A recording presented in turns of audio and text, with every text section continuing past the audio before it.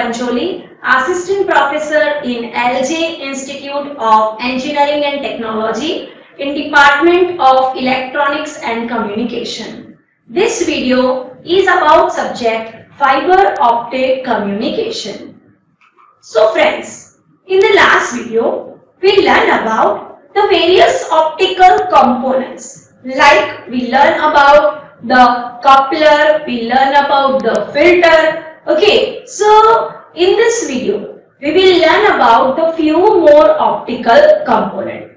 Like you know that the multiplexer, demultiplexer are there for combining as well as differentiating the signals. So for specifically for the multiplexing the optical signals, okay, we need optical mux, optical demux. Then the various arrayed waveguide gratings that we require for combining the signals, okay. Then the optical add or drop multiplexer, which is known as the OADM, for adding, okay, as well as dropping the device. Optical circulator for circulating the signals. Optical attenuators, optical cross connects, waveguide converter, and last, that is a Mach-Zehnder interferometer. Okay, that is for the multiplexing the signals. Okay, so now we will study this all component one by one. So first is optical mux demux. So in many operations it is required to multiplex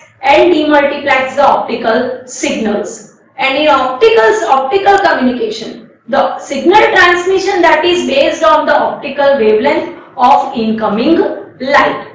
A multiplexer, that is a device which combines the different wavelength at the input port and it produces on a common output port, which is shown in the figure. So here you can see in the diagram that the wavelength multiplexer, lambda 1, lambda 2, lambda 3, that are the three different wavelengths, and we will have the multiplexed output lambda 1, lambda 2, lambda 3 at the other end.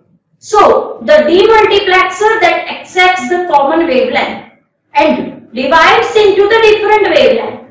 This means it performs the reverse operation. So by using the cascade connection of the multiplexer and the demultiplexer, wavelength cross connects are designed. Okay, so now the design part, okay, the wavelength cross connects, that are the two typically names itself, WXC and static WXC, that is a wavelength cross connects, and the dynamic WXC.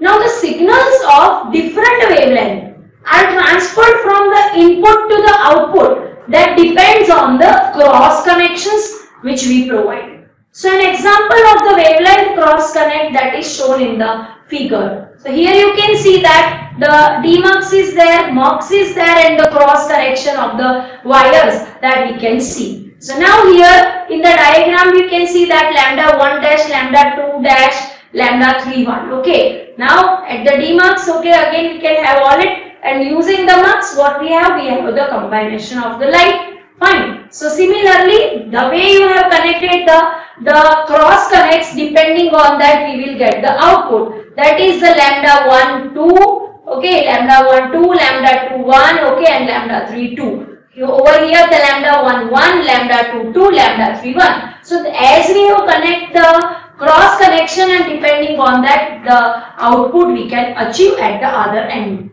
So a static wavelength cross connect is a device in which the cross connections are fixed. User cannot change it according to the requirement. So while in case of the dynamic wavelength cross connect, that is a device in which the cross connections that can be changed according to the requirements.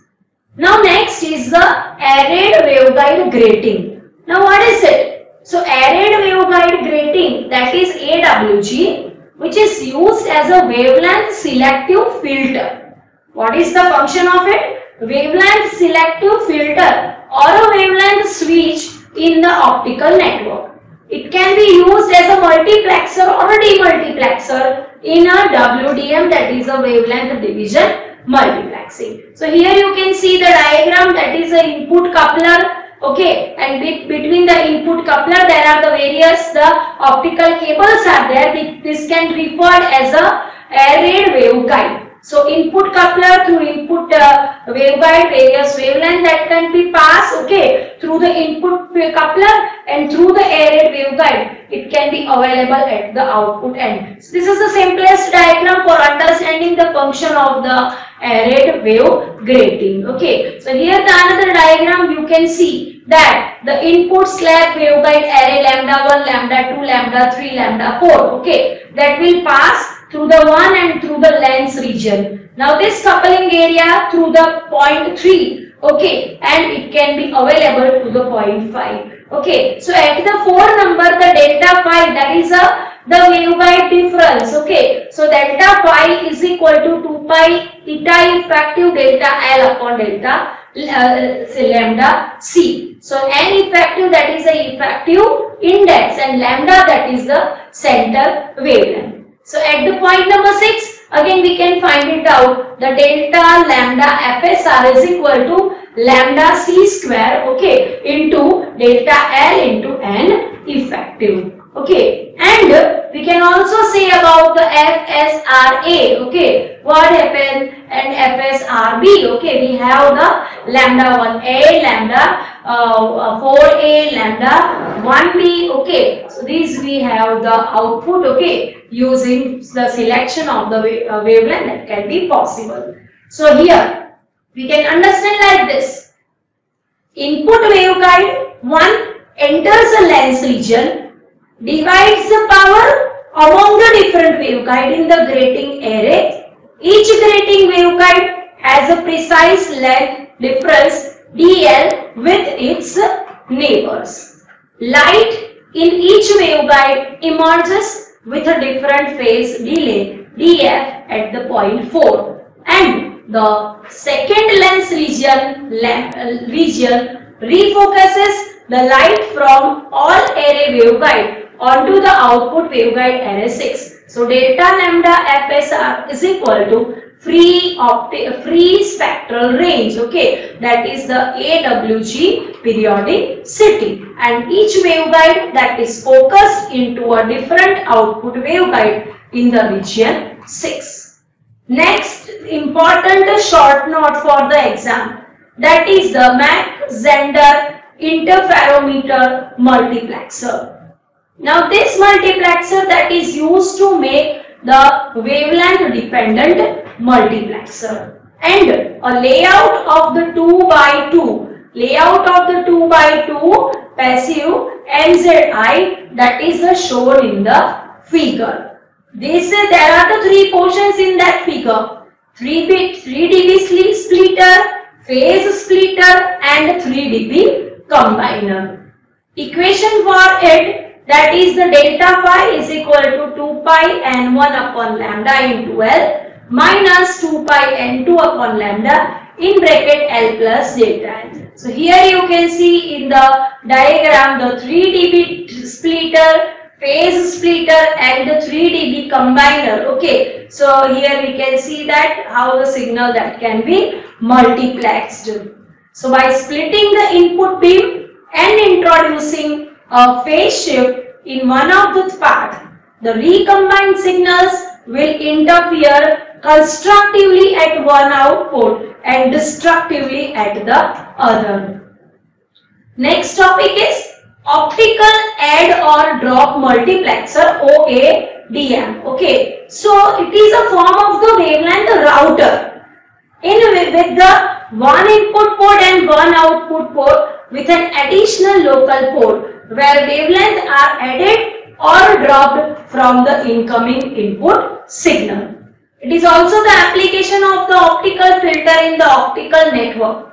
So fiber grating devices, they are used for add or drop the function. Many variations of the add or the drop element, okay, that can be realized by using the gratings in combination with the couplers and the circulators. Next is the optical circulator. This is, you can see in the diagram, the optical circulator. So optical circulator the port 1 to port 2 signal is circulated, then the port 3. Okay, so similarly in the one direction the signal that can be circulated. So optical signal that can be circulated. So optical circulator, that is a non-reciprocal multi-port passive device that directs the light sequentially from the port to port, okay, in only one directional. So in the 3-port example, an input on the port 1 that is sent on the port 2, an input of the port 2 which is sent to the port 3, and port 3 that is sent to the port 1. So this way the optical circulator that may work. Optical isolators that are also available, that is for passing the light in the only one direction, which will prevent the scattered or the reflected light from the traveling in the reverse direction. So for example, can keep the backward traveling light from entering a laser diode and possibly causing the instabilities in the optical sources. Next is the optical attenuators. Now these variable optical attenuators, optical power by various means to control the signal level precisely without disturbing the other properties of the signal. So this way the attenuating the signals, it is required. VOA, that should be polarization dependent, attenuates the light independent of the wavelength and should have the low insertion loss. And typically this has the dynamic range of the 15 to 35 dB. These optical attenuators, various control methods are available, and that are the mechanical, okay, MEMS or the electro-optic techniques, okay, that is available. Next is the optical cross connects. Now these everything that we have studied earlier. What is the requirement of the cross connection? So it provides a high degree of the modularity, capacity scaling, flexible in adding or the dropping the channels, okay, and the optical cross connects that operates in an optical domain. So the wide area of the WDM network that requires a dynamic wavelength routing scheme that can reconfigure the network while maintaining its non-block nature, and this is functionally provided by the optically cross connect, that is the OXC. So which will directly operates in the optical domain and can route very high capacity WDM data streams over a network of the interconnected optical path, and which we can see in the particular architecture.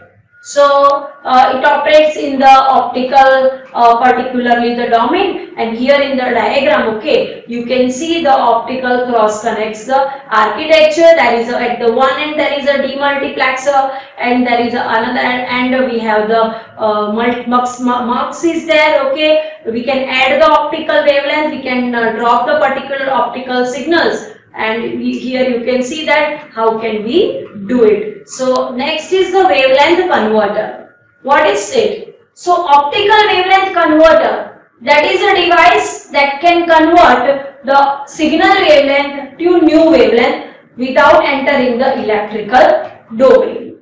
In optical networks, this is necessary to keep all incoming and outgoing signals, and that should have the unique wavelength.